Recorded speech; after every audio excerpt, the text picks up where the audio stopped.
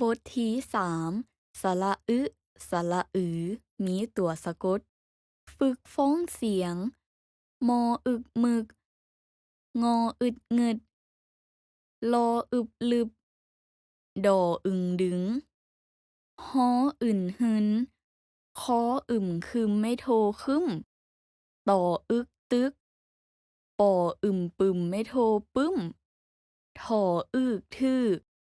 มออืดมืด สออืบซืบ คออึงขึง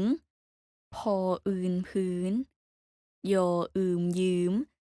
จออื่นจืน ล้ออืมลืม ฝึกอ่านคำศัพท์ น้ำหมึก ยืมปึ้ม มืดครึ้ม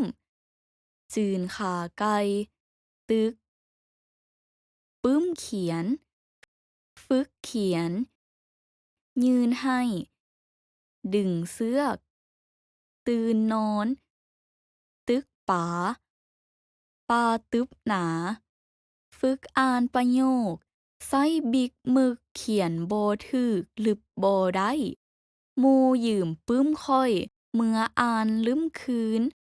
ฟ้ามืดครึ้มอึมครึม แต่ลืมถือคันห่ม มื้อคืนนี้แม่ซื้อจืนขาไก่มาให้กิน ค่อยงึกหัวยิ้มแย้มตื้นตันใจ ค่อยยืมตุ๊กกะตาแต่ลืมส่งคืน ค่อยดึงแขนเสื้อขึ้นให้พอดี ค่อยฝึกเขียนให้ลึงและบ่ลืม ค่อยยืนของที่เก็บได้ให้ตำรวจ ในป่าตึบหนาพอไปหาฟืน